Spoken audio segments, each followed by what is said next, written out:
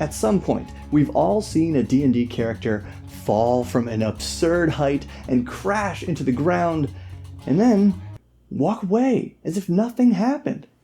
And for this reason, a lot of us have this feeling that fall damage is hilariously, even cartoonishly unrealistic in Dungeons & Dragons, and it is. But I did a little research to come up with more realistic rules for fall damage, and the result is not what I was expecting, so I think you need to see this too, because I'm Bob, this is where we learn how to have more fun playing D&D together, and the basic 5e rules for falling are pretty simple.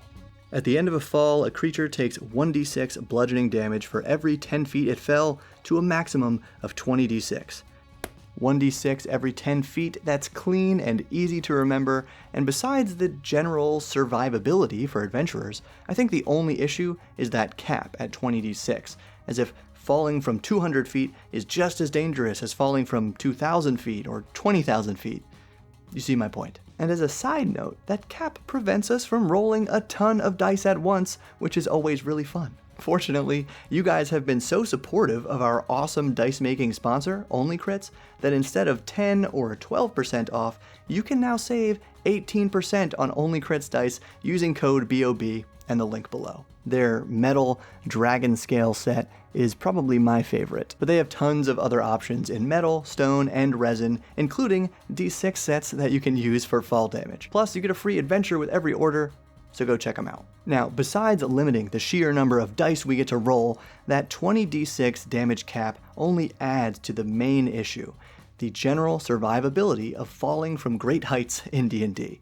So, where did the 5e designers come up with this rule? Turns out, that's the very same rule Gary Gygax wrote in the 1978 AD&D Player's Handbook. 1d6 for each 10 feet of distance fallen to a maximum of 20d6. Plus or minus adjustments for the surface fallen upon. But back in the 1970s, D&D characters had way fewer hit points across the board, so falling with this same rule was inherently way more deadly. But was it more realistic? No, just the opposite. Look at this actual study on the lethality of vertical deceleration injuries, aka fall damage. They determined the LD50, the lethal height for about 50% of people, is between 48 and 68 feet. That's about 50 and 70 feet, so conveniently, for typical D&D measurements, we could say that a 60-foot fall should be lethal about 50% of the time. But this data is not based on superhero D&D 5e characters. It's based on people like you and me who, according to 5e, are commoners with only 4 hit points. Everyone, you've got to be as strong as Steven. Steven is the human commoner. So to realistically, accurately represent a 50% chance of death for commoners after a 60-foot fall, we would only need to roll 1d6 at 60 feet. 1, 2, or 3, they live. 4, 5, or 6, they die. So should we just roll a d4 for any falls below 60 feet? What about above 60 feet? Those researchers concluded that a fall from 80 feet, or 24 meters, exceeds the maximum threshold of force that the human body can withstand. So maybe 4d6 at 80 feet, so the minimum is deadly for commoners? But overall, this realistic approach makes falling even more survivable for leveled player characters. So think about this. All the time, our characters are getting clawed and chomped and bathed in dragon breath attacks and walking away.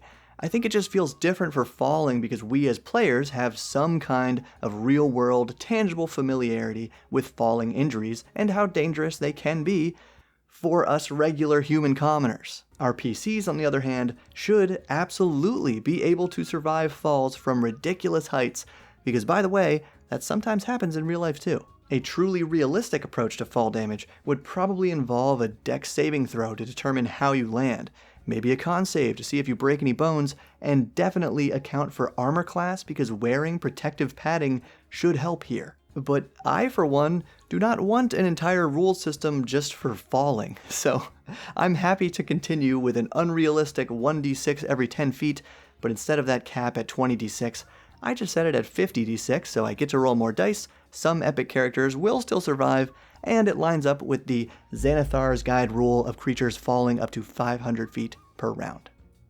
Easy. So if you enjoyed this video, give it a like and share it with your group. Then check out this video about just how heavy gold actually is, and get your 18% discount on some sweet Only Crits dice, and keep building.